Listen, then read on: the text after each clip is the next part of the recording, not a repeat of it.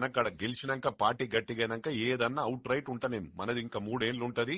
Next కూడా ఎవనయ్యకినాము మొత్తం కుప్పి పడేస్తా నేను. ఏ ఊర్లు కొనేస్తా నేను. సమస్య ఉండదు నెక్స్ట్ టైం. మనం ఖర్చు పెట్టినట్టు వాళ్ళేం పెడతారు, వాళ్ళు 100 పెడితే 200 కోట్లు పెడతా నేను. ఇప్పుడు మీరు గట్టికి కావాలా? నేను చెప్పేది తినేసినా, నేను చెప్పేది తినేసినా, నేను చెప్పేది తిను. అరే ఏమో మొండి మాటలు మాట్లాడతారు. రాజకీయం ఏం చేస్తాను ఇక మేము ఇట్లా చేస్తే? నాకు ఉన్నది రిపోర్ట్ నేను తీసుకొని చేస్తున్నా కదా. నేను చిన్న పిల్లగాని కాదు కదా. నాకు ఏడ గెలుస్తుంది ఈడ నువ్వు ఇక్కడ ఊర్లో తెలుసుకో ఒకసారి. ఊర్లో నేనే సర్వే రిపోర్ట్ చేస్తున్నా అంటే మొత్తం చేపిస్తున్నా. చెప్పినాక నువ్వు నమ్మకపోతే ఎట్లా? 200% గెలవవు. మదర్ ప్రామిస్ చెప్తున్నా, నీ ఇష్టం.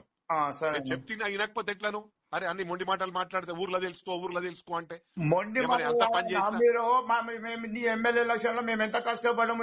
అలా అట్లే మాట్లాడతావాను అంటే నీకోసం అడుగుతున్నావా? నువ్వు వేరే వాళ్ళకి చేసి అడుగుతున్నా, నీకోసం అడుగుకుంటావాను అంటే ఒక్కనే చేసిన ఊరంతా చేసింది కదా. మీరు ఇప్పుడు మళ్ళీ ఆయనకి ఇవ్వమంటే ఎట్లా? అవన్నీ మాట్లాడకేను, అవన్నీ మాట్లాడకు, నీ ఇష్టం. నేను చెప్పేది నువ్వు మంచిది. అమ్మా అంత రూపాపు మాటలు మాట్లాడుతున్నావా?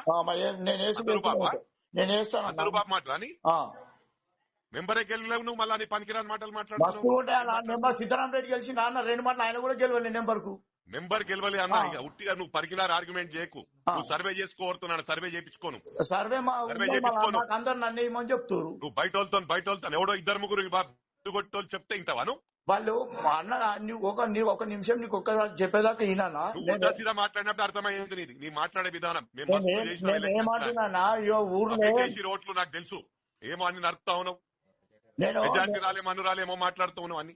నేను ఏమంటున్నా వింటాను.